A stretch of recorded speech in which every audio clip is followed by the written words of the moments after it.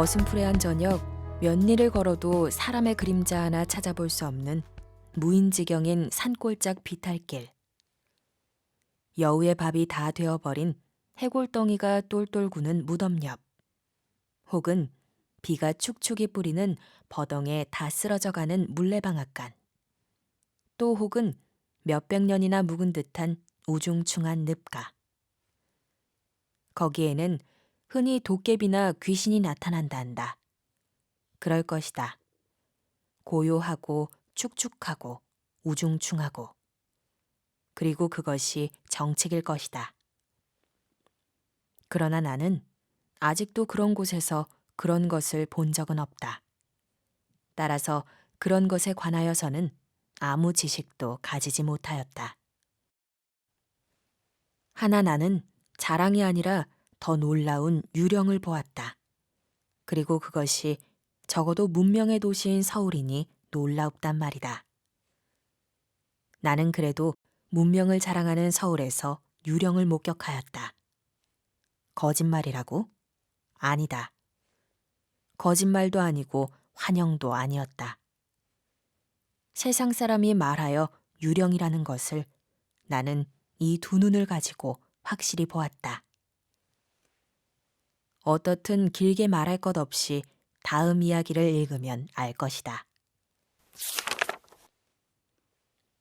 동대문 밖에 상업학교가 가제될 무렵이었다.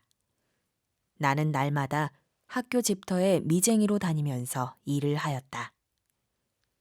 남과 같이 버젓하게 일정한 노동을 못하고 밤낮 뜨내기 버리꾼으로 밖에는 돌아다니지 못하는 나에게는 그래도 몇 달 동안은 입에 풀칠을 할 수 있었다. 많은 과격한 노동이었다. 그러므로 하루라도 쉬어본 일은커녕 한 번이라도 늦게 가본 적도 없었다.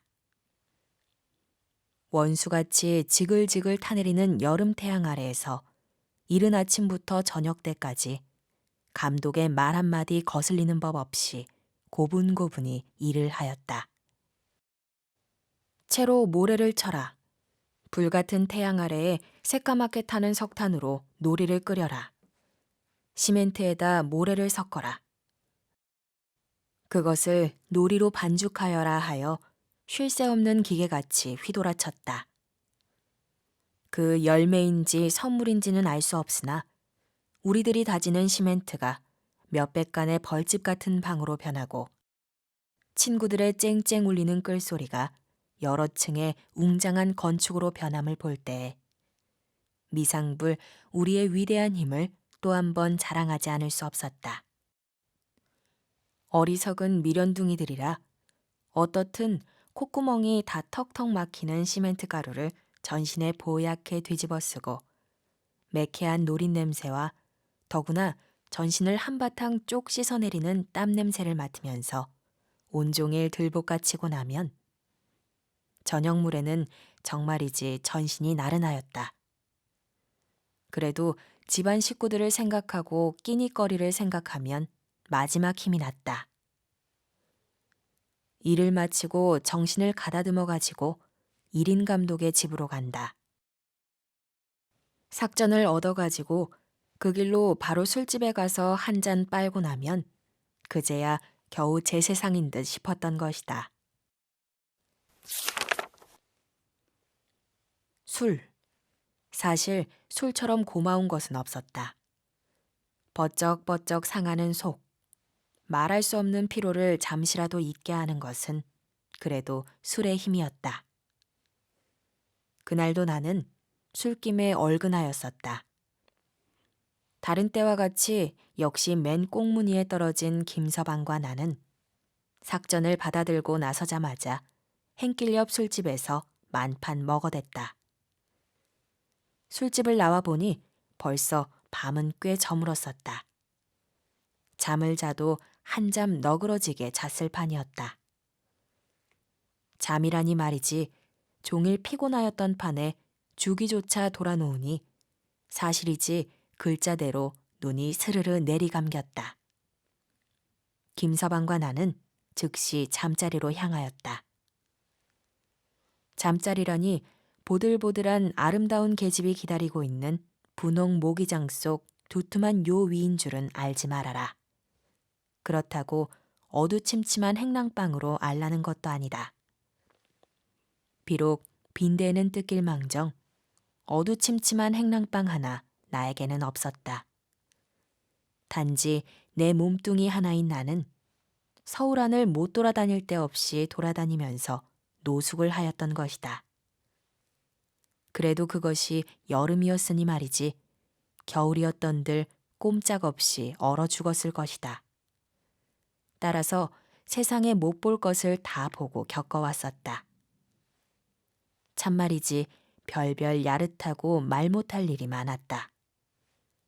여기에 쓰는 이야기 같은 것은 말하자면 그 중에서 가장 온당한 이야기의 하나에 지나지 못한다. 어떻든 김서방과 나는 도수장께를 지나서 동묘 앞까지 갔었다. 어느 결엔지 가는 비가 보실보실 뿌리기 시작하였다. 축축한 어둠 속에 칙칙한 동묘가 그 윤곽을 감추고 있었다. 사방은 고요하였다. 이놈들 개 있거라. 벼란간에 땅에서 솟은 듯이 이런 음성이 들렸다. 나는 깜짝 놀라는 대신에 빙긋 웃었다. 이래 보여도 한여름 동안을 이런 대로 댕기면서 잠자는 놈이다. 그렇게 쉽게 놀래겠니? 하는 담찬 소리를 남겨놓고 동묘 대문께로 갔다. 얘기한 바와 다름없이 거기에는 벌써 우리 따위의 친구들이 잠자리를 차지하고 있었다. 그래도 꽤 넓은 대문간이지만 그 속에 그득하게 고기 새끼 모양으로 오르르 차 있었다. 이리 눕고 저리 눕고 허리를 베이고 발치에 코를 박고 드르렁 드르렁 코를 골고 이놈들 개 있거라. 아이고 그년 이런 경칠 자식 보게. 엎치락 뒤치락 연애연방 잠꼬대 소리가 뒤를 이었다. 그러면 이쪽에서는 술맛 좋다 하고 입맛을 쩍쩍 다시는 사람도 있었다. 그 바람에 나도 끌려서 어느 결에 쩍쩍 다시던 입을 꾹 다물어 버리고 나는 어이가 없어 웃으면서 김서방을 둘러보았다. 어떡하려나? 가세. 가다니? 아무데라도 가자야지. 김서방 역시 웃으면서 두 손으로 졸린 눈을 비볐다. 이 세상에선 빠른 게 첫째야. 이 잠자리도 이젠 새가 나네 그려. 허허허. 하면서 발꿈치를 돌리려 할 때이다. 나는 의뢰이 닫혀 있어야 할 동묘 안으로 통한 문이 어쩐 일인지 반쯤 열려 있는 것을 발견하였다. 나는 앞선 김서방의 어깨를 탁 쳤다. 여보게, 저리로 들어가세. 어대로 말인가? 김서방은 시원치 않은 듯이 역시 눈만 비볐다. 저 안으로 말이야. 지금 가면 어딜 간단 말인가? 아무데라도 쓰러져 한잠 자면 됐지. 그래도 뭐 고지기한테 들킬까봐 말인가? 상관 있나? 그까짓 거 내일 식전에 일찍이 달아나면 그만이지. 그래도 시원치 않은 듯이 머리를 긁는 김서방의 등을 밀치면서 나는 안으로 들어갔다. 중터까지 들어서니 더 한층 고요하였다. 여러 해 동안 버려두었던 빈 집터같이 어둠 속으로 보아도 길이 넘는 자풀이 숲속같이 우거져 있고 낮에 보아도 칙칙한 단청이 어둠에 물들어 더 한층 우중충하고 게다가 비에 젖어서 말할 수 없이 구중중한 느낌을 주었다. 똑바로 말이지 청안에 안치한 그림 속에서 무서운 장사가 뛰어내닫지나 않을까 하고 생각할 때에 머리끝이 쭈삣하여지는 것을 어찌할 수 없었다. 거진 옷을 적실만하게 된 빗발을 피하여 앞들을 지나 넓은 처마 밑에 이르렀다. 그 자리에 그대로 푹 주저앉아 겨우 안심한 듯이 숨을 내쉬었다. 그때이었다. 에그, 저게 뭔가 이 사람. 김서방은 선뜻 나의 팔을 꽉 잡았다. 그의 가리키는 곳에 시선을 옮긴 나는 새삼스럽게 놀라지 않을 수 없었다. 벼란간에 소름이 쪽 돋고 머리끝이 또다시 쭈삣하였다. 불과 몇 간 안 되는 건너편 정전 옆에 두어 개의 불덩어리가 번쩍번쩍하였다. 정전의 탓이었던지 파랗게 보이는 불덩이가 땅을 휘휘 기다가는 훌쩍 날고 날다가는 꺼져버렸다. 어디선지 또 생겨서는 또 날다가 또 꺼졌다. 무섬 잘타기로 유명한 왕눈이 김서방은 숨을 죽이고 살려달라는 듯이 나에게로 바짝 붙었다. 하하하하. 나는 모든 것을 다 이해하였다는 듯이 화련히 웃고 땀을 빠지지 흘리고 있는 김서방을 보았다. 미쳤나 이 사람? 오히려 화기가 버럭난 김서방은 말끝도 채 못 맞췄다. 하하하, 속았네, 속았어. 속았어. 개똥불을 보고 속았단 말이야. 하하하. 뭐 개똥불? 김서방은 그래도 못 믿었다는 듯이 그 큰 눈을 아직도 휘둥그렇게 뜨고 있었다. 그래, 개똥불이야. 이거 보려나? 하고 나는 손에 잡히는 작은 돌멩이를 하나 집어들었다.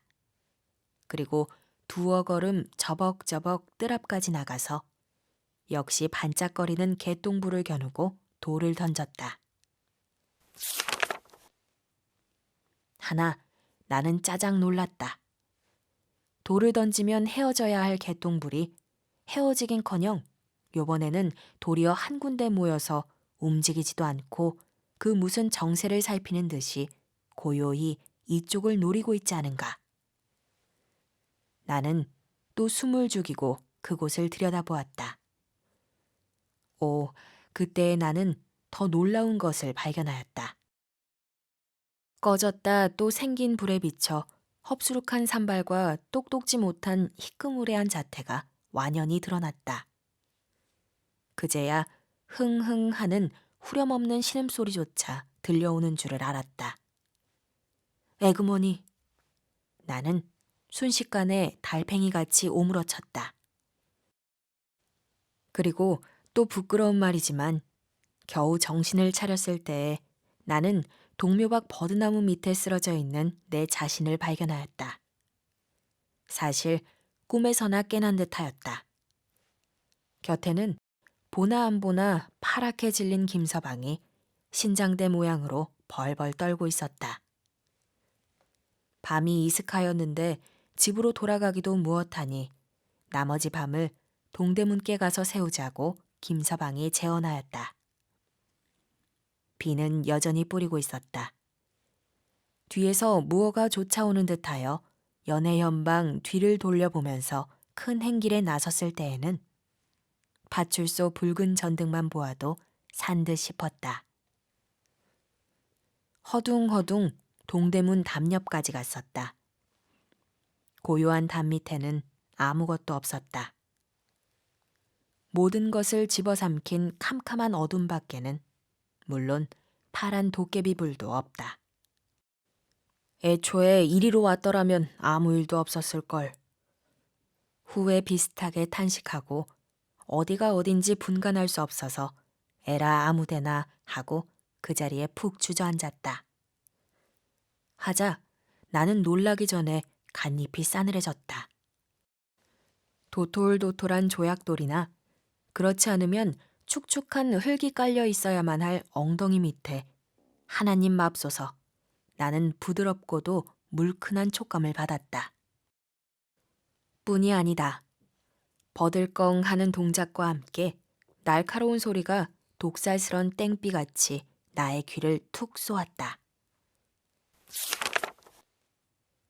어떤 놈이야 이게? 나는 고무공같이 벌떡 뛰었다.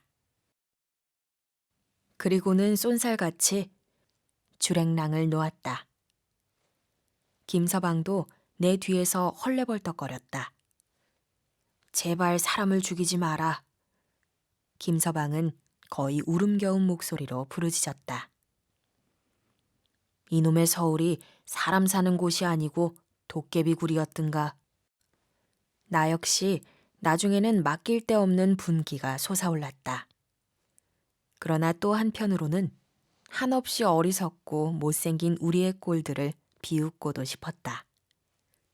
잘 알지는 못하지만 세상에 원 도깨비나 귀신치고 몸뚱아리가 보들보들하고 물큰물큰하고, 아니 그건 그렇다고 해두더라도 어떤 놈이야 이게 하고 땡삐 소리를 치다니 그게 원 하고 의심하여 볼 때에는 더구나 단단치 못하게 겁을 집어먹은 것이 짝없이 어리석게 생각되었다.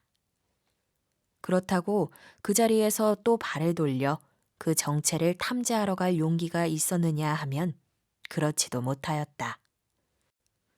하는 수 없이 보슬비를 맞으면서 수구문 밖 김서방네 행랑방까지 가지 않으면 안 되었다. 가재나 덕실덕실 끓는 식구 틈에 끼어서 하룻밤에 패를 끼쳤다고 하여도 불과 2시간의 패일 것이다. 막 한잠 자려고 드러누웠을 때에는 벌써 날이 훤히 새었었으니까. 이렇게 하여 나는 원 무엇이 씌었던지 하룻밤에 2번씩이나 도깨비인지 귀신한테 혼이 났었다. 사실 몇 해수는 감하였을 것이다. 그러나 대체 누구를 원망하면 좋았으리요. 술 먹고 늑장을 댄 내 자신일까? 노숙하지 않으면 아니 된 나의 운명일까? 혹은 도깨비나 귀신 그것일까? 그렇지 않으면 그 외에 무엇일까? 나는 이제야 겨우 이 중에 어느 것을 원망하는 것이 마땅하다는 것을 똑똑히 깨달았다. 어떻든 유령 이야기는 이만이다. 하나 참 이야기는 이로부터다. 잠 못 자 고난 것도 무릅쓰고 나는 열심으로 일을 하였다. 비는 어느 결에 개어버렸던지 또 푹푹 내려찌는 태양 아래서 시멘트 가루를 보얗게 뒤집어 쓰고 줄줄 흐르는 땀에 젖어가면서, 그러는 동안에도 나는 전날 밤에 당한 무서운 경험을 머릿속으로 되풀이하여 보지 않을 수 없었다. 도깨비면 도깨비인가 보다 하고만 생각하여 두면 그만이었지만은 그래도 그것을 그렇게 단순하게 씩 닦아버릴 수는 없었다. 대체 원 도깨비가 하고 요리조리로 무한히 생각하였다. 하나 아무리 생각한다 하더라도 결국 나에게는 풀지 못할 수수께끼에 지나지 못하였다. 하는 수 없이 나는 점심시간을 타서 친구들에게 그 이야기를 하였다. 모두들 적지 않은 흥미를 가지고 들었다. 뭐 도깨비? 2층 꼭대기에 시멘트를 갖다 주고 내려온 맹꽁이 유서방은 등에 메었던 통을 내려놓기도 전에 눈을 휘둥그렇게 떴다. 내가 있었더라면 그까짓 걸 그저. 벤또를 박박 긁던 달랭이 최서방은 이렇게 뽐냈다. 그러나 가장 침착하게 담배를 푹푹 피우던 대머리 박서방만은 그다지 신통치 않은 듯이 그래 그것한테 그렇게 혼이 났단 말인가? 따는 왕눈이 따위니까 하면서 밉지 않게 싱글싱글 웃으면서 김서방과 나를 등분으로 건너보았다. 그리고 도깨비 도깨비 해도 나같이 밤마다야 보겠나 하고 빨던 담배를 툭툭 털더니 이야기를 꺼냈다. 바로 우리 집 옆에 빈집이 하나 있네. 지금 있는 행랑에 든 지가 몇 달 안 되어 모르긴 모르겠으나 어떻게 된 놈의 집이 원 사람이 들었던 집인지 안 들었던 집인지 벽은 다 떨어지고 문짝 하나 없단 말이야. 그런데 그 빈집에 말일세. 여기서 박서방은 소리를 한층 높였다. 저녁을 먹고 이제 골목쟁이를 거닐지 않겠나? 그러면 그때일세. 벼란간 고요하던 빈집에 불이 하나 둘씩 꺼졌다 켜졌다 하겠지. 그것이 진서방 말 맞다나 무엇을 찾는 듯이 슬슬 기다는 꺼지고 꺼졌단 또 생긴단 말이야. 그런데 그런 불이 차차 늘어가겠지. 그리곤 무언지 지껄지껄하는 소리가 나자 한쪽에서는 돈을 세는지 은방망이로 장난을 하는지 절걱절걱 하다간 또 무엇을 먹는지 쭉쭉 하는 소리까지 들리대. 그나 그뿐인가. 어떤 날은 저희끼리 싸움을 하는지 씨름을 하는지 후당탕 하면서 욕짓거리, 웃음소리 참 야단이지. 그러다가도 밤중만 되면 고요해지지만 그때면 또 별 괴계망측한 소리가 다 들려오대. 박서방은 여기서 말을 문득 끊더니 어때? 잠이들 있나? 하고 좌중을 둘러보면서 싱글싱글 웃었다. 정말요 그게? 옴크리고 앉았던 달랭이 최서방은 겨우 숨을 크게 쉬면서 눈을 까불까불 하였다. 그럼 정말 아니고 내가 그래 자네들을 데리고 실없는 소리를 하겠나? 하면서 박서방은 말을 이었다. 하나 너무 속지들은 말게. 그런 도깨비는 비단 그 빈집에나 진서방들 혼난 데만 있는 것이 아닐세. 위선 밤에 동관이나 혹은 종묘께만 가보게. 시글시글 할 테니. 나의 도깨비 이야기를 하여 의심을 풀려든 나는 박서방의 도깨비 이야기로 하여 그 의심을 더 한층 높였을 따름이었다. 더구나 뼈 있는 그의 말과 뜻 있는 듯한 그의 웃음은 더 한층 알지 못할 수수께끼였다. 그럼 대체 그 도깨비가 무엇이란 말류? 내가 이 자리에서 길다게 말할 것 없이 자네가 오늘 저녁에 또 한 번 가서 찬찬히 살펴보게. 그러면 모든 것이 얼음장같이 할 때에 박서방의 곁에 시커먼 것이 나타났다. 무슨 얘기했소? 1인 감독의 일할 시간이 왔다는 것을 고하는 듯한 소리였다. 오소오소 일해야지. 모두들 툭툭 털고 일어났다.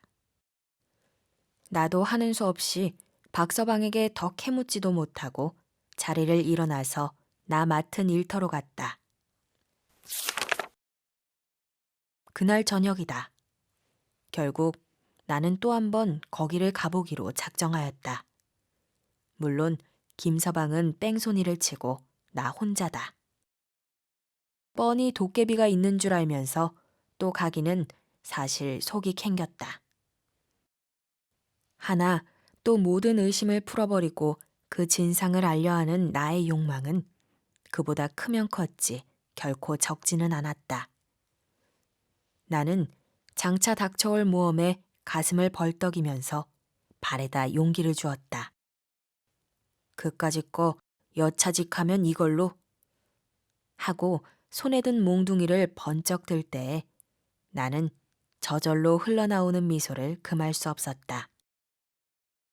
도깨비를 정복하러 가는 유령장군 같이도 생각되어서 사실 한다 하는 X자 놈들이면 몰라도 무엇을 못 먹겠다고 하필 가난뱅이 노숙자들을 못 살게 굴고 위협과 불안을 주는 유령을 정복하여 버리는 것은 사실 뜻있고도 용맹스런 사업일 것이라고 나는 생각하였다. 어떻든 장차 닥쳐올 모험에 가슴을 벌떡이면서 발에다 용기를 주었다. 어두워가는 황혼 속에 음침한 동묘는 여전히 우중충하였다. 좀 이르다고 생각하였으나 나오기를 기다리면 되지 하고 제멋대로 후둑후둑 뛰는 가슴을 가라앉히고 아직도 열려있는 대문을 서슴지 않고 들어섰다. 중문을 들어서 정전 앞으로 몇 발짝 걸어갔을 때이다. 전날 밤에 나타났던 정전 옆 바로 그 자리에 헙수룩하게 산발한 두 개의 그림자가 있었다. 그러나 나는 벌써 어리석은 전날 밤의 나는 아니었다. 원 요런 놈의 도깨비가 몽둥이를 번쩍 들고 사실 장군다운 담을 가지고 나는 그 자리까지 달려갔다. 하나 나의 손에서는 만신의 힘이 맺혔던 몽둥이가 힘없이 굴러떨어졌다. 유령 장군이 금시에 미치광이 광대 새끼로 변하여 버렸던 것이다. 원 이런 놈의 틀림없던 도깨비가 순식간에 두 모자의 거지로 변하다니. 이런 기막힌 일이 어디 있단 말인가. 다음 순간 그 무엇을 번쩍 돌려 생각한 나는 또다시 몽둥이를 번쩍 들었다. 요게 정말 도깨비 장난이란 것이야. 하나 도깨비란 소리에 영문을 모르는 두 모자는 손을 모고 썩썩 빌었다. 아이고 왜 이럽니까? 이건 틀림없는 사람의 목소리였다. 나가라면 그저 나가든지 그래 이 병신을 죽이시렵니까? 감히 못 들어올 땐 줄은 알면서도 헐수 없이 눈물겨운 목소리로 이렇게 사죄를 하면서 여인네는 일어나려고 무한히 애를 썼다. 어린애는 울면서 그를 붙들었다. 역시 광대에 지나지 못한 나는 너무도 경솔한 나의 행동을 꾸짖고 겨우 입을 열었다. 아니우, 앉아 계시오. 나는 고지기도 아무것도 아니니. 네? 모자는 안심한 듯한 동시에 감사에 넘치는 눈으로 나를 치어다보았다. 어젯밤에 여기에 아무것도 나오지 않았소? 무어가 무언지 분간할 수 없는 나는 이렇게 물었다. 네, 나오다니요. 아무것도 나오지는 않았습니다. 그리고 단지 우리 모자밖에는 여기 아무것도 없었습니다. 여인네는 어사무사하여서 이렇게 대답하였다. 그럼 대체 그 불은? 나는 그래도 속으로 의심하면서 주위로 눈을 휘둘렀다. 무슨 일이나 생겼습니까? 정말 저희들밖에는 아무것도 없었습니다. 그리고 저희는 저지른 것도 없습니다. 밤중은 돼서 다리가 하도 아프길래 약을 바르려고 찾으니 생전이 있어야지요. 그래 그것을 찾느라고 성냥 한 갑을 다 거내버린 일밖에는 아무것도 없었습니다. 하고 여인네는 한쪽 다리를 훌떡 걷었다. 그리고 눈물이 그 다리 위에 뚝뚝 떨어지기 시작하였다. 나는 모든 것을 얼음장 풀리듯이 해득하기는 하였으나 여기서 또한 참혹한 그림을 보지 않으면 안 되었다. 그의 훌떡 걷은 한편 다리. 그야말로 눈으로는 차마 보지 못할 것이었다.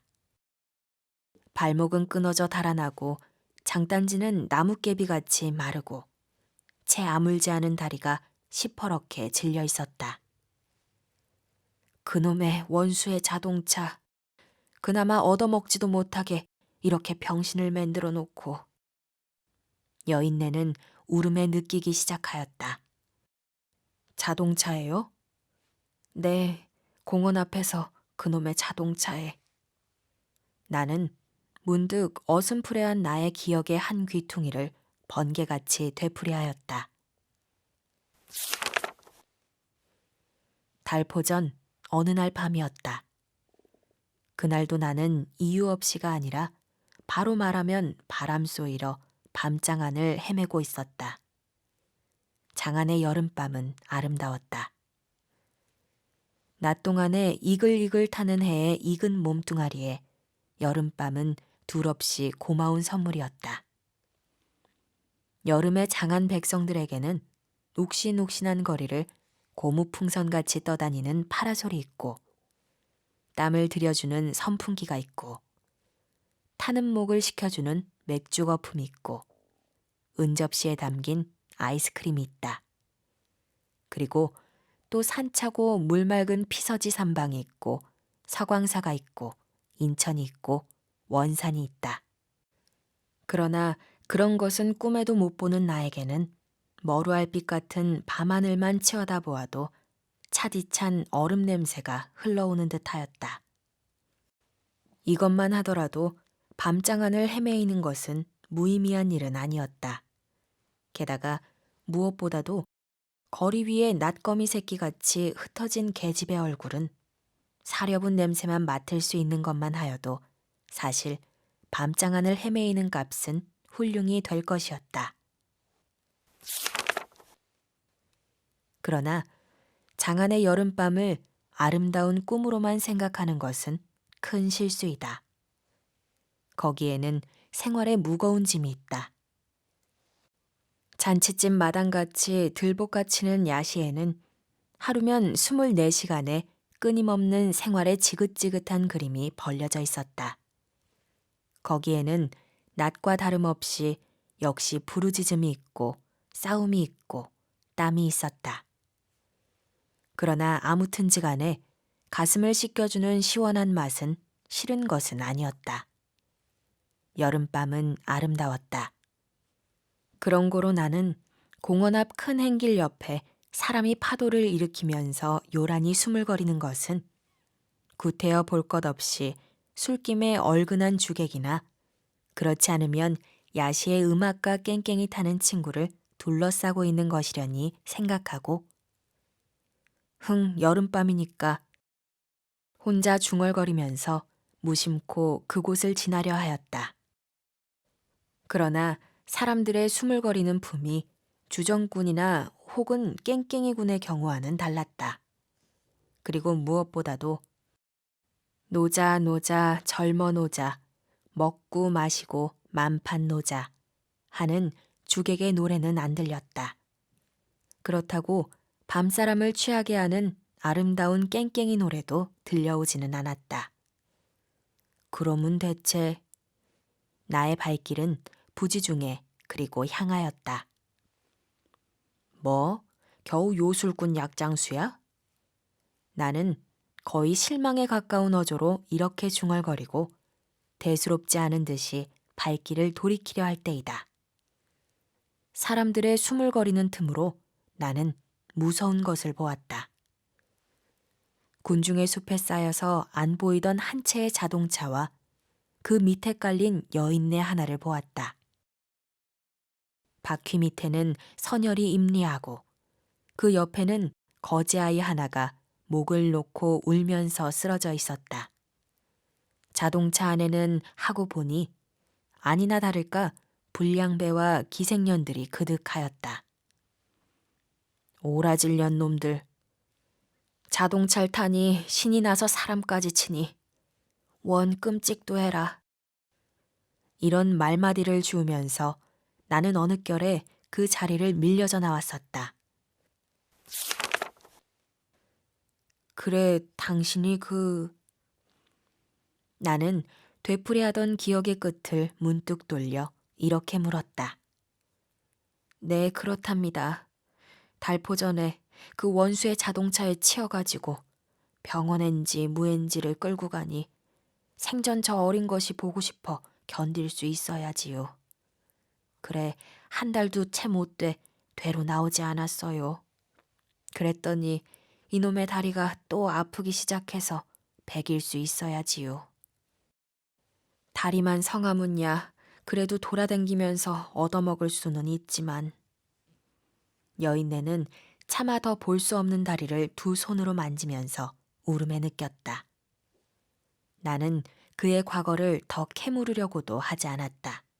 아니, 묻지 않아도 그의 대답은 뻔한 것이었다. 집이 원래 가난했습니다. 그런데다가 남편이 죽고 나니. 비록 이런 대답은 안 할지라도 그 운명이 그 운명이지 무슨 더 행복스런 과거를 찾아낼 수 있었으리요. 나의 눈에는 어느 결엔지 눈물이 그득히 고였었다. 동정은 우월감에 반쪽 잃는지 안 잃는지는 모른다. 하나 나는 나도 모르는 동안에 주머니 속에 든 대로의 돈을 모두 움켜서 뚝 떨어지는 눈물과 같이 그의 손에 쥐어주었다. 그리고는 아무 말 없이 불이 나게 그 자리를 뛰어나왔었다. 이야기는 이만이다. 독자여, 이만하면 유령의 정체를 똑똑히 알았겠지. 사실 나도 이제는 동대문이나 동관이나 종묘나 또 박서방 말한 빈집터에 더 가볼 것 없이 박서방의 뼈 있는 말과 뜻있던 웃음을 명백히 이해하였다. 그리고 나는 모두 나와 같은 운명을 가진 애매한 친구들을 유령으로 생각하고 어리석게 군 나를 실컷 웃어도 보고 뉘우쳐보기도 하였다. 독자여, 뭐 그래도 유령이라고? 그래, 그럼 유령이라고 해두자.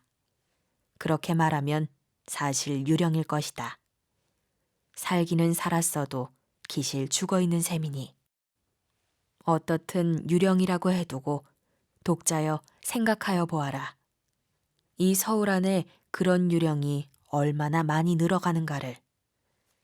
늘어간다고 하면 말이다. 또 되풀이하는 것 같지만 첫 페이지로 돌아가서 어슴푸레한 저녁 몇 리를 걸어도 사람의 그림자 하나 찾아볼 수 없는 무인지경인 산골짝 비탈길. 여우의 밥이 다 되어버린 해골덩이가 똘똘 구는 무덤 옆. 혹은 비가 축축이 뿌리는 버덩에 다 쓰러져가는 물레방앗간. 또 혹은 몇백 년이나 묵은 듯한 우중충한 늪가. 거기에 흔히 나타나는 유령이 적어도 문명의 도시인 서울에 오히려 꺼림없이 나타나고 또 서울이 나날이 커가고 번창하여 가면 갈수록 유령도 거기에 정비례하여 점점 늘어가니 이게 무슨 뼈저린 현상이냐. 그리고 그 얼마나 비논리적 마술적 아지 못할 사실이냐. 맹랑하고도 기막힌 일이다. 두말할 것 없이 이런 비논리적 유령은 결코 있어서는 안 될 것이다. 그러면 어떻게 하면 이 유령을 늘어가지 못하게 하고, 아니 근본적으로 생기지 못하게 할 것인가? 현명한 독자여, 무엇을 주저하는가?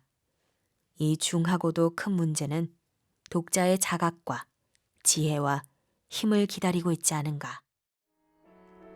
성우 김아롱이 낭독한 이효석 작가의 도시와 유령. EBS FM 한국 단편문학 30은 국립중앙도서관 협찬입니다.